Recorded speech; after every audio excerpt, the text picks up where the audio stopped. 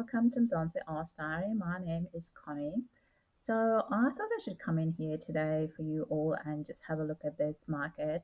So obviously we had a rally. I woke up this morning with the market rally, and I was expecting there would be some rally because I didn't think that Donald Trump would actually want the stock market to go down, and he had a plan. The plan was simple, and I thought it was going to be done until the Fed intervened, but to print money and to support liquidity, but that didn't happen. And obviously, just in a seconds, the market has rallied very higher, and that is actually, I think, it's very suspicious. Like I said, he's got a plan, and that plan it's around the stock market, and the stock market will have his mates and all the super rich and people with stock will see themselves getting richer and getting more money. Trump's trade war. 1 week after Donald Trump announced the tariff policy that subsequently sent markets into a tailspin, created mass panic among the American public, and threatened to upend global trade, today,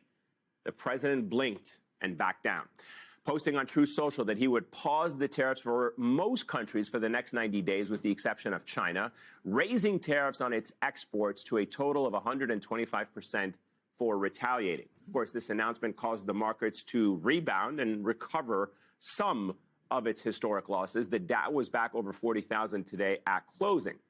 Now, it is certainly not the first time that the president has reversed course on a crisis of his own making. But it's not entirely clear what ultimately changed his mind. In that Truth Social post, the president claimed that the move was based on the fact that 75 countries had called him to discuss trade with the United States. Obviously, these tariffs, they're still there, even though some of them have been paused for 90 days. And we woke up this morning with 125% tariff on China. That one is not going to go away. And we're going to listen to the Treasury Secretary, Scott Bessent, talking about this China issue. And I think it sort of echoed what I suspected the whole thing was all about. It was about to create this, commotion around tariff and all that don't even exist, and then to muck around the markets and create themselves wealth, and then try to isolate China and do all this stuff. But I don't know how that's going to fare for us here in Australia, because China is the biggest trading partner for Australia, and China is also the biggest trading partner for South Africans. For South Africans, for all of you as well, China is still your biggest trading partner. So it is a very interesting thing. And also for South Africa is part of the BRICS as well. How this is going to play out, this whole thing with America. But I can tell you what, I don't think they are aware that this thing is not going to really go down well for most countries, and the way in which they went about doing this, and it was really not in the interest of fairness, and because they didn't really started with the negotiation and in an interest of engaging these leaders, and they went about this coercion, economic coercion. People don't like to be coerced. Coercion really, sends a really wrong message. And I'm not surprised that China behaved the way they behaved, or reacted the way they reacted. Anyway, most countries will react that way anyway if they're put in that type of situation. So already we know that South Africa, they are also looking at the options around the tariffs. For the South Africa, they're seeing this as an opportunity around the agricultural product, that these, if some of these American agricultural products are not going to be consumed and are going to be expensive for Chinese consumer, which is one of those around the soybeans and all of that, they can have an opportunity for them to create those markets. Main sectors that will be impacted in agriculture is our citrus, wine, table grapes, nuts, and dried fruit. And that's from a direct exporting perspective. But there's also indirect effect or possible opportunities that could eventually arise with some of our other trading partners like China. I think this morning we saw another escalation in the USA's announcements on Chinese products. And I think that would be answered by China again later on in the week. And so that really provides an opportunity for the trade that would have occurred between the US and China, which is huge from an agricultural perspective, especially agricultural goods from the US into China, like soybeans, chicken, and pork, for Southern Hemisphere exporters to find a possible market in China as well. I suspected this is what will happen anyway with this tariff. So China's not going to accept any tariff. 104% tariffs on China are not enough. I'm advocating 400%. I do business in China. They don't play by the rules. They've been in the WTO for decades. They have never abided by any of the rules they agreed to when they came in for decades. They cheat, they steal IP. I can't litigate in their courts. They take product, technology, they steal it, they manufacture it and sell it back here. Never has an administration. 400% tariffs? What would that look like? I want Xi on an airplane to Washington to level the playing field. This is not about tariffs anymore. Nobody has taken on China yet, not the Europeans, no administration for decades. As someone who actually does business there, I've had enough. I speak for millions of Americans who have IP that have been stolen by the Chinese. I have nothing against the Chinese people. They brought great literacy, art, and tech to the world. The government cheats and steals, and finally, an administration, you may not like Trump, you may not like his style or his rhetoric, finally, an administration that puts up and says enough. 400% tariffs tomorrow morning. He'll tell you why. Xi can only stay the supreme leader if people are employed. If we wipe out any business there, because we are still 39% of all consumables on Earth and 25% of the world's GDP, America is the #1 economy on Earth with all the cards. We will not have that forever. It's time to squeeze Chinese heads into the wall now. Well, I'm hold not on talking a about second, tariffs Kevin. on Well, I hear you, but hold on. If we're talking about people, the average consumer, not necessarily the head honchos of businesses all across the globe, can they withstand the pressure of that sort of tax on the goods? It's short-lived. There will be. But what's your timeline compared to, you don't know the average American's timeline, what they can actually survive. There's people right now who can't survive 400% tomorrow morning, Xi's on an airplane to Washington to cut a deal. But it also comes after Trump has faced a lot of pushback to his tariff policy, including from political allies, like some Elon Musk. Some business leaders were even warning of a potential recession. Not to mention there was a sharp sell-off in the bond markets this morning.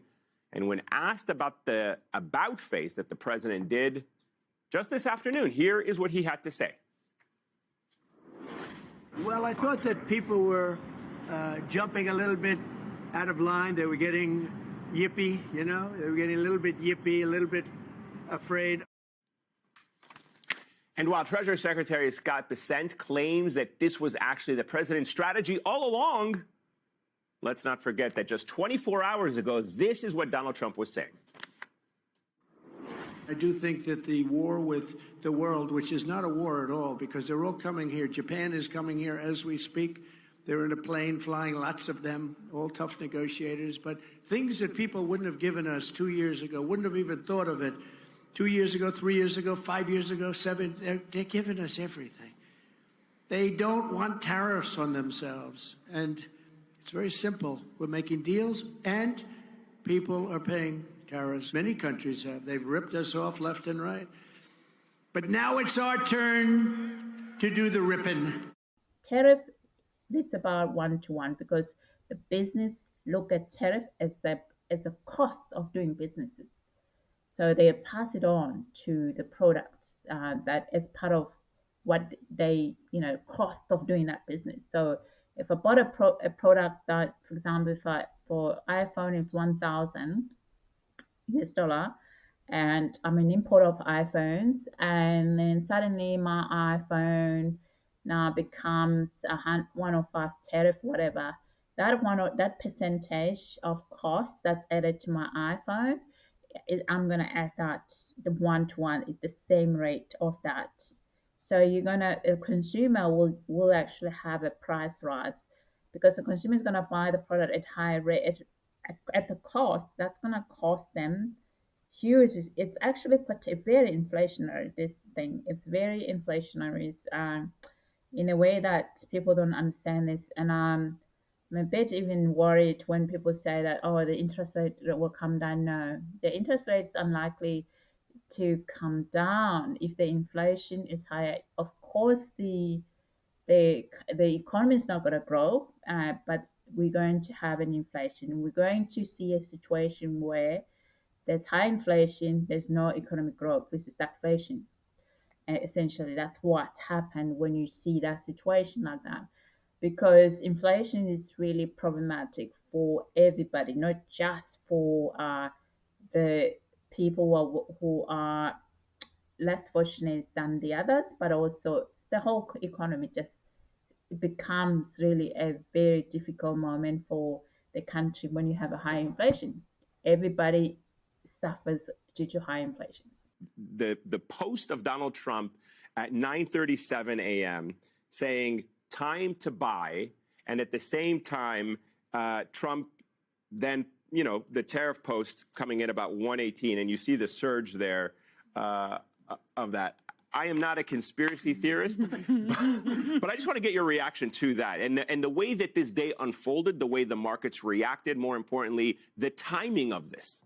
Well, I mean, at a minimum, it's grossly negligent. You've got the President of the United States who wields vast influence over financial markets, people's perception of financial markets, and people's perception of what he might do because his policies have such an impact on financial markets, is stoking speculative sentiment, which is not something anyone in the Oval Office would have done like this prior to Donald Trump. This is Donald Trump, the showman. It's Donald Trump, the irresponsible juvenile delinquent, toying with the American economy, toying with financial markets, toying with people's wallets, people's retirement accounts, their mortgages, their savings accounts, their credit cards, on down the line, because he doesn't ultimately care about how it affects other people. He cares about how he's perceived.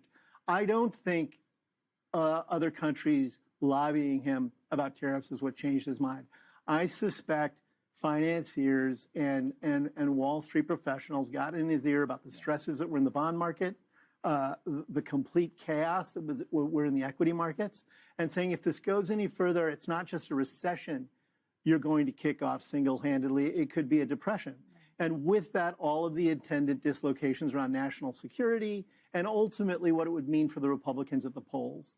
And I think it took too long for that to happen. I think the GOP itself is shaken up by it. You wouldn't have Republicans in the Senate trying to rein in the president's tariff powers with possible defections from the House as well, unless the party was recognizing they were going to pay a price at the polls. So, but the most people would suffer if people are low in middle income, and as we've seen here in Australia, since with this high inflation we've been through, so I don't see there's going to be any cut in the rate, because there's a lot of uncertainties that we're seeing in the markets. The markets is really uncertain, and it's uncertain in a way that even for businesses are going to stop and not really do anything.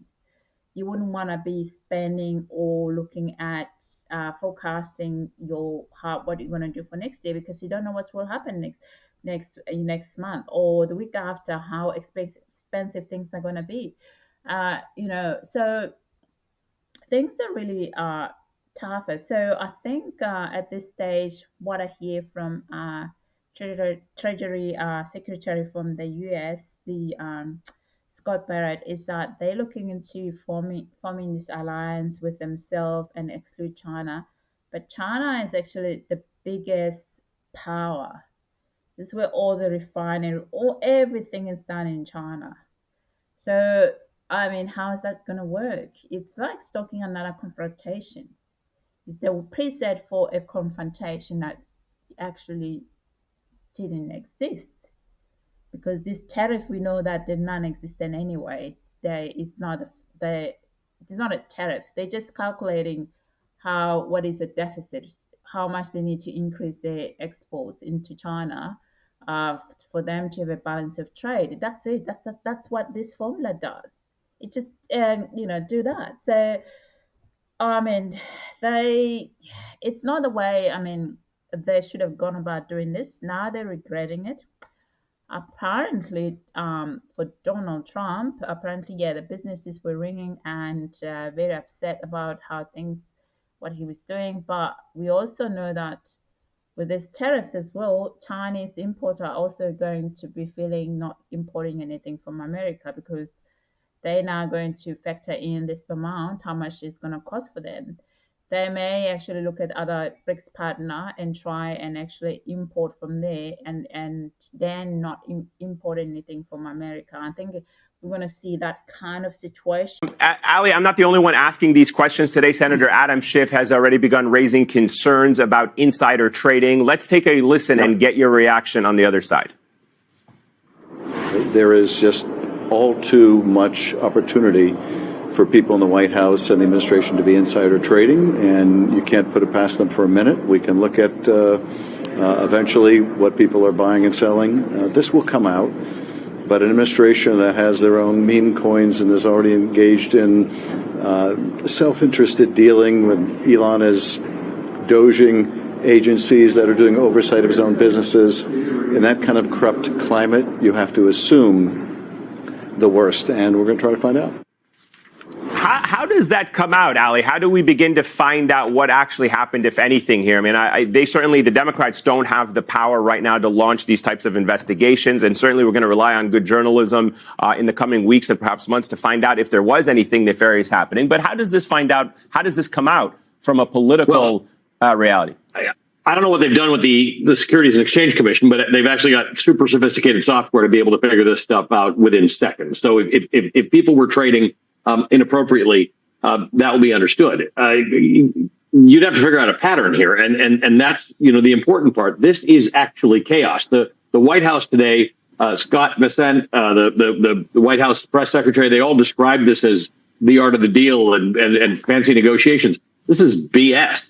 Not only were they endangering the American economy, just be clear about this. There are people who are 60 years old or 65 or 70 or 75 who looked at this market and said, I don't have the stomach or the range of life for this. People sold their stock into a falling market in the last few days. That money will never come back for them, number one. So this is really real. There are people who were importing goods, small businesses, who then had to pay these tariffs and have to decide whether they're passing them on. And if the tariffs disappear all of a sudden, they're stuck with goods that they've paid extra for. So this is not an abstraction. But more importantly, as you know, we've had inflation for a few years, and the way to fight that is you keep interest rates high. It discourages an economy from overheating, and you slow the economy down, you bring inflation down. It's largely worked.